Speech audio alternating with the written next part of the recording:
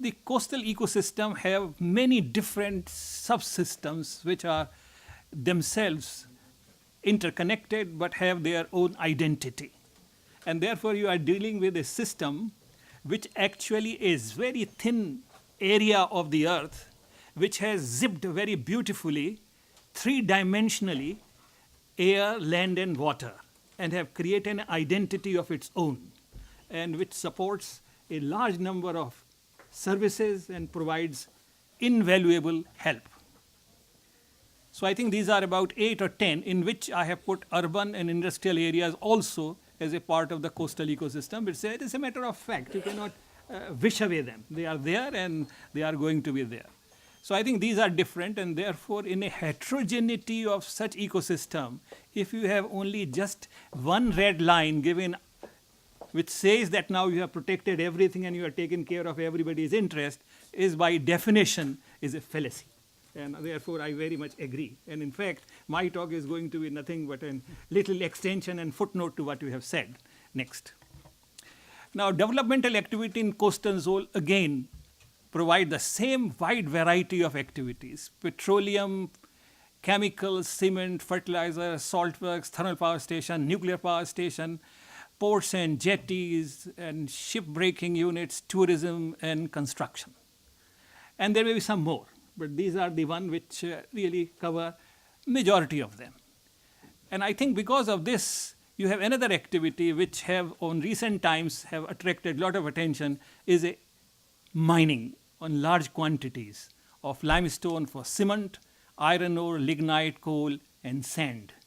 And all these things have a very devastating effect on all those range of ecosystems as well as life of the people, which ultimately is greatly occupied and is going to be further greatly occupied for various reasons. And the important among them is that some of the very major cities are around the coast, and new cities are also coming up in a big way. And in fact, the next 30 years, many more cities are going to assume much larger size on this. I will just like to say what are the stresses in the coastal zone, because we will talk of restoration only when we are clear about the stresses. Now, highly impacted by human activities both on land and sea, from both sides. A major platform for transport of people and products, because this is a major platform. Like your railway platform is a much larger in dimension and much larger in volume. Distribution of food and fuel, because no economy can survive, at least in the developing world or particularly in India, unless you have got all kinds of pipes and terminals and whatnot. A dumping yard for waste. I think you have already mentioned that we make efforts to collect waste and dump them at one place. The coastal zone suffers from disturbances to three structural, spatial, distribution, and physical components.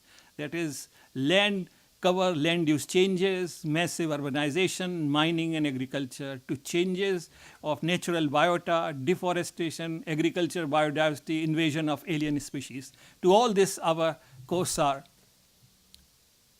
prone. Indirect and consequential impact of climate change, acidification, and changes in biogeochemical cycles, in particular of nitrogen and phosphate. And also we have got huge amount of turbidity in our waters, and in fact the near coast waters have almost having very poor primary productivity, which otherwise seems to be the most productive seas that we have fortunately on our coast. These changes severely affect ecosystem services, resilience, water quality improvement, and food production function of these coastal zones.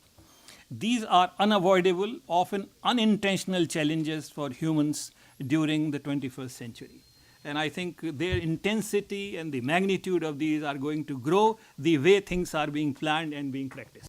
Drivers of change are equally important. Reduced river discharges, because we are abstracting huge quantities of water on the way. In fact, many rivers never reach to the sea, which yesteryears were discharging a very substantial volume of fresh water.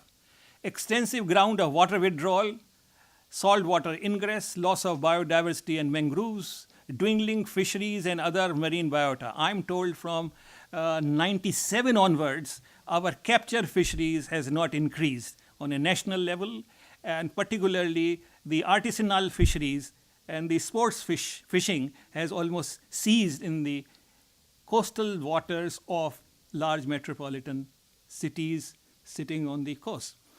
And then dwindling fisheries and other marine biota, excessive inflow in nutrients and agrochemicals, dumping of solid waste and toxic waste, discharge of raw sewage, untreated or partially treated industrial effluents of a wide kinds of chemicals, minerals, and beach sand mining. This is an activity which is growing very, very severely. Thermal discharges through coal-fired power plants, through gas power plants, as well as through nuclear power plants. And their quantity is going to increase. And seeing the kind of the electricity that we have and the aggressive plants that we have, the chances are that there is going to be a quantum jump in the thermal discharges in our waters. And you must remember that the oxygen solubility of the saline water is very low. And once you have got heat discharges over and above the background of climate change and the general warming of the environment, you can understand the kind of stresses that is going to produce to the marine productivity, which contributes very substantially to the national GDP of the country. So I think the problem is serious. Oil spills, pipelines, leakages, and whatnot, many times they go undetected. Now the next slide. Now this is just a illustration of fisheries yield that you will find. The red line is the total fisheries yield, which is really the inland, where various kind of techniques are used, culture and capture and whatnot. And the black one is the capture fisheries, and you will find that it is not increasing. Though intensity of fishing effort per unit of fish yield is increasing, but the yield is decreasing. The effort is increasing and the yield is decreasing. So I think this is the state of our fisheries, and it does not seem very plausible that it is going to increase any further, though efforts are going to increase even more and more because we have better fleets, more capable fleets. Next. The mining of beach sand is very important. And of late, in last about 15 years, I will say, or I should say about 10 years, it has become a very lucrative activity. Now, the beach sands, both on the coast of Kerala as well as on the eastern seaboard, particularly in Andhra Pradesh and the neighboring Tamil Nadu, there are about 6, 7 these very important minerals which are being segregated and separated, and majority of them are exported because the technology of using them in this country doesn't exist. And they are considered to be strategic minerals. And therefore, in the process, we are destroying the entire seacoast in a very, very severe manner. And because it is export oriented, because it brings some dollars, and therefore there is a lot of pressure of all kinds to get the projects cleared. The state government, for the first time in Kerala, a 17-kilometer stretch of the state-owned land in Apazua district of Kerala, rare earth mineral was started, and that was the starting point. And now you have that there are more than about 5 or 6 big companies which have a very major contribution of foreign exchange earning for really providing this. The upturn of this looks like this. You know that eastern seaboard is very prone to natural disasters, and the dunes are the first line of defense. The embryonic dune, then the old dunes, and then the stabilized dunes. That is the structure. And these embryonic dune and the stabilizing dune are very critical for protection of the coastal zone. And when you take the minerals and when you wash off the sand or whatever you do, because it is lastly a process in which huge amount of water is required, so you suck a lot of water and then you leave the heap of sand like this, which not only really blows away and also kills the fertility of the neighboring land, but also reduces a great deal of the potential productivity of the area and makes it highly prone to the natural disasters about which the question of timing as well as its magnitude cannot be really predicted in any significant way except that you are required and you get into an emergency situation. Next. Likely new threats. These are not the only ones. Likely new threats. The thermal discharges, as I said, are going to grow in a very big way. Nutrient runoff, particularly nitrogen and phosphorus. And both of them are very dangerous, though both of them are very essential of our DNA as well as for all living organisms. But extra doses are almost as good as poisoning the system. Acidification, offshore wind farms, this is another thing which is going to create a very serious problem, both for wind currents, which ultimately decides the wave pattern and so on, and then ecological refugees, because they are going to be a very severe migration and readjustment of population in these areas. Seabed mining, another area which is going to open up and going to create, and then geoengineering for combating climate change, particularly ocean fertilization and blocking of incoming solar radiation by blowing up aerosols or by reflector mirrors. Now these are the futuristic, but then these are the kind of dangers that are being looming large on this coastal zone productivity.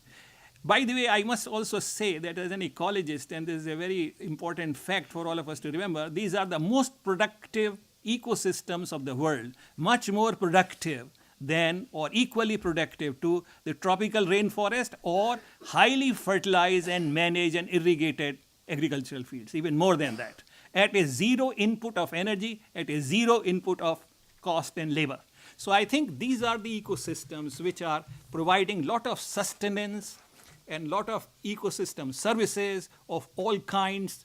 And also these wetlands and mangroves are the great sequester of carbon dioxide as well as a very recognized and appreciated carbon sinks. So I think these are the value system that we have in these tiny, I should say, ribbon of land that we have, which we call as coastal zone. Next. Now this is the latest picture which has been released by IGBP, International Geophysical Biophysical Program, a very elite scientific body. And you will find that the red line is representing the carbon dioxide, is very famous and everybody knows.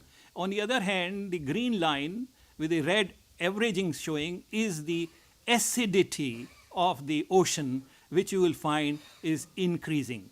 And when acidity is increasing, which is consistent and seems to have a very close correlation with the increase in carbon dioxide. So this is a concomitant effect of global warming and climate change. And I think this is a kind of situation which is going to affect your shell fisheries and as well as the entire, I should say, food web of the marine ecosystem and the coastal ecosystem, and has very serious implications, the entire ramifications of which are still to be discovered and appreciated. Next. I think we can shift to the next because time is short and I would like to conclude. Principal guide for integrated coastal development, and these have been taken out from the 27 principles of Rio, which are very relevant to and which are well appreciated by the international community to the coastal zone management. Polluter pays principle, precautionary principle, environmental safeguard principle, principle of interrelation and integration, and transparency principle. So I think if we take this as the guide for any project, I'm not saying that these are only for the regulatory, but even for the project and those who are developers, I think their projects, I'm sure, will get definitely a faster clearance. Next. Now, restoration general aspect, because Dr. Devota has asked me to be presenting an ecological viewpoint, and it was tough for me to find out because restoration and retrofitting is always a tough task. So the thoughts about it. Well, anyway, coastal zone restoration is a site-specific activity. Let us be very clear. And therefore, any generalized prescription goes very vehemently against this very, very clear aspect. Try to re-establish dynamic equilibrium with the climate and hydrological process. I think this should be our objective of restoration, to establish these two fundamental processes which determine and which are characteristics of the coastal zone. Morphological stability, which is being disturbed by mining, deforestation, and construction. Hydrological management, restore or improve the river discharge. Avoid excessive groundwater withdrawal. and maintain the regular water flow in the system. If that is maintained, I think the coastal zone can be taken care of. The problem that you are raising is just that the water flows and the hydrology has been interrupted. The conserve biodiversity and habitat integrity, both on land and sea, and avoid overfishing and introduction of alien species, which includes bellage water, the ballast, and all kinds of other incidental or deliberate introductions. Prevent dumping of solid waste and untreated effluent, regular monitoring and assessment, and we sadly lack this. Let me also say this, that our understanding of our coastal ecosystem and processes is one of the most limited area of understanding in the entire scientific ecological research and the scientific, I should say, knowledge that we possess today. And we have just no idea. In fact, there is hardly any monitoring that how much turbidity has increased in the coastal, so we do not know over a period of time. Promote education and awareness. I think this is the most powerful tool. And that is a reason that an average person or even a promoter of a project proponent does not know that what he is losing by not protecting and by not taking care of the coastal zone properties and the characteristics in his own project. I tell you one thing. I will take just 2 minutes and to finish, that I was in Bombay with Hiranandanis and they were really working very hard or trying to really say, it's about 15 or 20 years ago, that the Powai Lake should be restored. And I was very curious that how in construction company is interested in Powai Lake. Then I learned that if the Powai Lake gets improved and becomes better, they will make a promenade on their own, from their own expenses, but then their real estate price will shoot 3 times. So you can understand that mere looking at the water body has an economic value. And I think that most of the developers do not know. Or perhaps know, but they don't want to really plug into their proposals in a very, very effective way or try to exploit it. Some do, because if you take the seaward facing flat, it costs you more. So I think mere look, so you see it is a very, very economically, very attractive, not only ecologically, but economically, it's very attractive proposal to maintain the ecosystem of the coastal zone. Next. Ecological considerations which we need to prevail. Consider ecological issues and not just political and boundaries. This is my feeling. Incorporate understanding of ecosystem processes and how ecosystems respond to environmental perturbation, because this must be taken care of. Address the complexity of natural processes and social systems, because that's very important. You cannot divorce the social systems. And uses an adaptive management approach in the face of resulting uncertainties. Integrate ecological, social, economic goals and recognize human as a key component of the system. Because you just cannot say, because you have to take this as a fact, that we have to consider human being as an important component of this system, which is interacting, which is impacting, and which is getting impacted.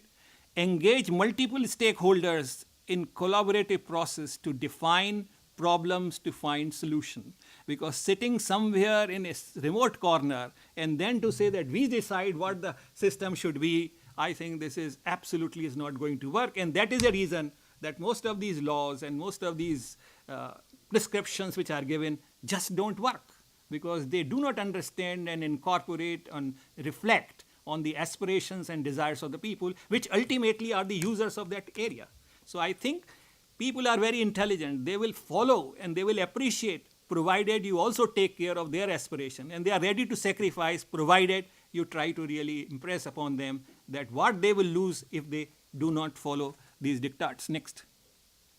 Restoration, it is important to recognize that humans are the integral part of the landscape, particularly in urban estuarine setting and coastal areas, and natural resources baseline have been permanently shifted. Those historical, pristine baselines cannot be achieved by any amount of restoration, and therefore this has to be accepted. Having accepted this, you have to work then that what best you can do. Consequently, the human dimension component of sustainability science has become an integral part of ecological restoration rehabilitation planning. It has become an important component of this sustainability science. Coastal governance and management are not only increasingly underpinned by transdisciplinary science, but are beginning to address the sacrifices and compromises that will be necessary to achieve a balance between human use of coastal resources and biotic integrity. So I think this kind of a trade-off has to be, and this can only happen through negotiation, by taking people into account, through their consent. The challenge of restoration is to preserve ecosystem function and use natural capital at a variety of scales with simultaneously sustaining local communities, social institution and economies. Next.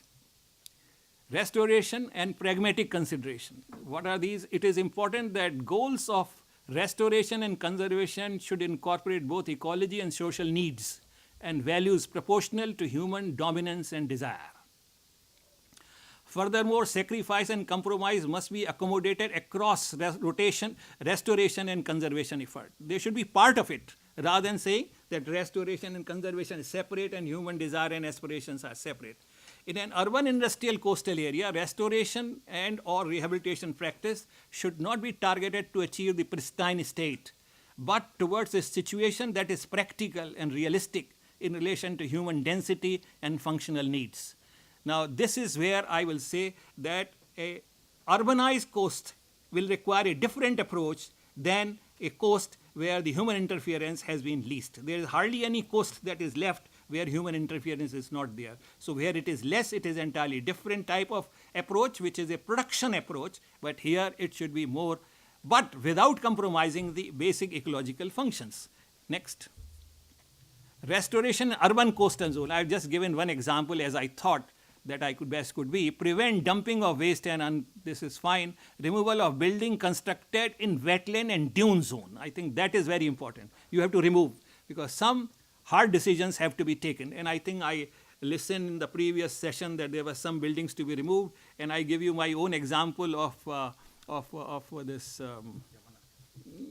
Yamuna. No, I'm talking of which I was there in Gujarat, Nirma case, where they have started building a huge the power plant, cement and power plant in the wetland, which was very, very critical for the local community.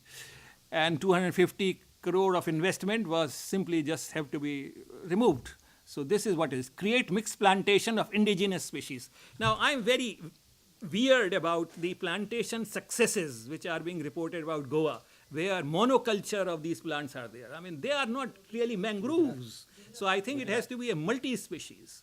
And minus that doesn't have those functions for which people try to really claim all kinds of credit that we have planted mangroves.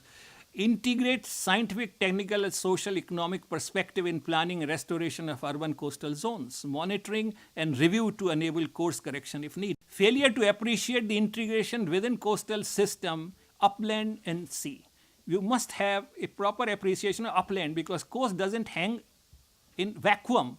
It has a connection, and a vital connection with the upland as well as with the sea. So unless these connections are appreciated, then we cannot really maintain any amount of sanctity of the coastal zone.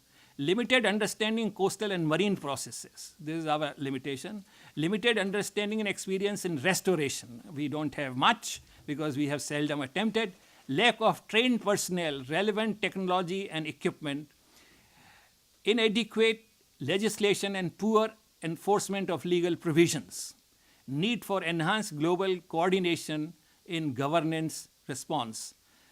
Governance regime for interconnectedness. I'm talking of interconnectedness of coastal system, accountability and legitimacy, not only of political terms, but also in geographical sense, that is marine water, migratory birds, marine animals, because waters and air are not anybody's property. They defy the national boundary and state boundary. And therefore, this is Andhra Pradesh and this is Tamil Nadu. I mean, that kind of a division, to my mind, is a senseless division. So I think it has to have a more. In fact, now effort is afoot that India, Bangladesh, Myanmar, not Myanmar, Thailand and Indonesia, they all have to come together in one program to maintain their coastal zone and to take coastal zone as a unity in which each one have responsibility, but at the same time, the planning and their conservation may be looked at as a one unit. According to the legitimacy, not only, therefore I am saying, there is another issue, that there is a recent experiment which a private company has done, I want to mention this, where they have fertilized the ocean. And as a result, they have added lot of iron to increase the fertility and so on. Now, these waters have really moved to somewhere else, to the next country. So the question is that some other country may do something, and you are now, who is responsible? So I think that kind of a responsibility, accountability must be built into our law, which doesn't have. Still, that accountability and legitimacy is still to be very vividly plugged into and visibly seen into our legislation. Next. And I think, thank you very much.